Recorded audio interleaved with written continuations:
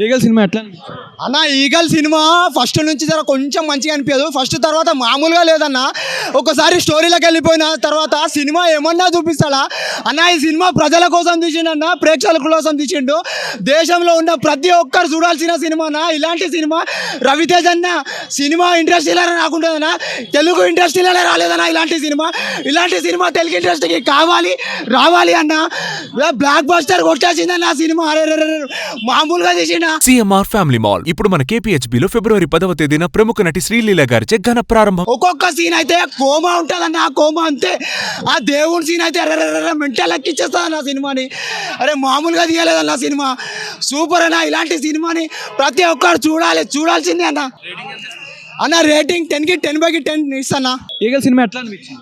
Eagle cinema చూడొచ్చు, చాలా బాగుంది, మీ అందరికీ నచ్చుతుంది. ఓకే, అంటే చాలా మంది ఫ్యాన్స్ ని డిసప్పాయింట్ చేసిందని అని కూడా చెప్తున్నారు కదా. సో ఫ్యాన్స్ డిసప్పాయింట్ అయ్యారంటే రొమాన్స్ లో బంచికలు తక్కువ ఉన్నాయి, సో అందుకే డిసప్పాయింట్ అయ్యారు. అంటే ఇద్దరు హీరోయిన్స్ కదా మూవీలో, ఎవరు main lead last second half లోనే ఒక 15 minutes వస్తుంది. 15 minutes లోనే ఒక సాంగ్ ఉంటుంది. సాంగ్ ముందు లవ్ ఉంటుంది. ఆ లవ్ లోనే బంచికలు బాగా రొమాన్స్ చూపిస్తారు. ఆ రెండో హీరోయిన్ పేరు ఏమని తెలుస్తుంది మనకి? ఫస్ట్ హీరోయిన్ అసలు హీరోయిన్ ఉందా? హీరోయిన్ ఉందా సినిమాలోని? First heroine Anupama Parameswaran. అది ఆమె హీరోయిన్ కాదు, జస్ట్ ఒక రోల్ అంతే. సినిమా చుట్టూ ఇలా తిరుగుతూ ఉంటుంది.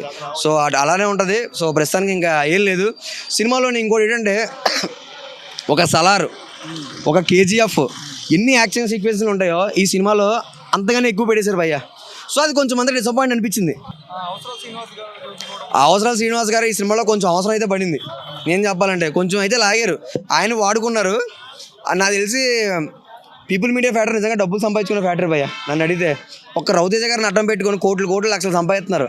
అన్నీ ఆయన వస్తూ ఉంటాయి, కలెక్షన్లు కూడా అలాగే వస్తూ ఉంటాయి. ప్రమోషన్కి రూపాయలు ఖర్చు పెట్టరు, కానీ సినిమాలో మంచి కలెక్షన్లు వస్తాయి భయ్య. Only one man show, only all that because of Ravi Teja గారు. సో ఒక కేజీఎఫ్, ఒక సలార్ కన్నా యాక్షన్ సీన్లు ఎక్కువ ఉన్నాయి. అంత సినిమా గొప్పగా ఉందని చెప్పను, అంతగానే యాక్షన్ సీన్లు ఉన్నాయి. సో సినిమా చూడండి. చెప్పాను కదా 5 అంటే నీకు ఆబ్వియస్లీ 4 ఇద్దాం. ఈగల్ సినిమా నాకు బెటర్గానే అనిపించింది బ్రో.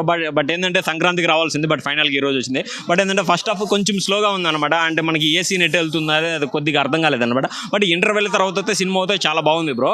ఏంటంటే అసలు రవితేజ గారిని చూపించిన విధానం కానీ, ఆ డైలాగ్ డెలివరీ కానీ, ఆ స్వాగ్ కానీ చాలా కొత్తగా అనిపించింది. కొన్ని సీన్స్ అయితే మన రవితేజ గారిని హాలీవుడ్ రేంజ్లో చూపించారు బ్రో. కొద్దిగా కథ మీద కొంచెం కాన్సన్ట్రేషన్ పెట్టి ఫుల్గా క్లారిఫికేషన్ కానీ ఇచ్చి ఉంటే చాలా బెటర్గా అనిపించింది అనమాట. నవదీప్ క్యారెక్టర్ చాలా బాగుంది. అవసరాలు శ్రీనివాస్ క్యారెక్టర్, అనుపమ పరమేశ్వర్ క్యారెక్టర్ అంతా బాగుంది. అసలు మెయిన్ హైలైట్ ఏంటంటే ఇద్దరు హీరోయిన్లో second heroine Anupama Parameswari, first heroine అంత లవ్లో పడతారు రవితేజ గారు. ఆమె చనిపోయినప్పుడు అసలుకి చనిపోయిన తర్వాతే కథ నడుస్తుంది ఏందనేది, అదైతే చాలా బెటర్గా చూపించాడు. ఫస్ట్ హాఫ్ కొంచెం చాలా స్లోగా ఉంది, చాలా ల్యాగ్ కూడా ఉంది bro first half. Second half అయితే ఓకే పర్వాలేదు, ఓవరాల్గా అబౌవ్ యావరేజ్ మూవీ బ్రో సినిమా అవుతాయి.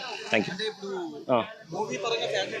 ఫ్యాన్స్ డిసప్పాయింట్ లేదు. బట్ డైరెక్టర్ కొత్తోడు కదా, ఏంటంటే కొత్తలో కొద్దిగా కొన్ని తెలియని ఉంటాయి కదా. అందులో సినిమాటోగ్రఫీ నుంచి డైరెక్షన్ డిపార్ట్మెంట్ అంటే కొంచెం కష్టమో. బట్ ఏంటంటే నెక్స్ట్ టైం బెటర్గా ట్రై చేయొచ్చు అనమాట. రవితేజ గారికి అయితే ఇది అబౌవ్ యావరేజ్ సినిమా అనే చెప్పొచ్చు అనమాట. రవితేజ గారి పర్ఫార్మెన్స్కి అయితే అసలు హైలైట్, హ్యాట్స్ అప్ అనే చెప్పొచ్చు. One man show, one man army. కొన్ని సీన్స్ అయితే అసలు రవితేజ గారిని మనం హాలీవుడ్ హీరోని చూస్తే ఎలా ఫీల్ అవుతామో అలా చూపించాడు. అదైతే నాకు చాలా బెటర్గా నచ్చింది బ్రో. అసలు డైలాగ్ కానీ చాలా కనెక్టివిటీగా ఉన్నాయన్నమాట డైలాగ్స్ కానీ. రేటింగ్ 5 3.2 ఇస్తాను. Thank you.